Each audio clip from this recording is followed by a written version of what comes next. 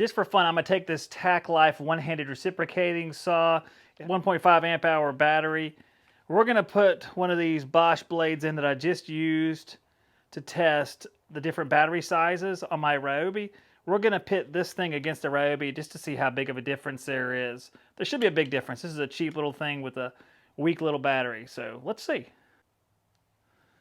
The battery is fully charged. There's a charge indicator on the actual tool. 1, 2, 3.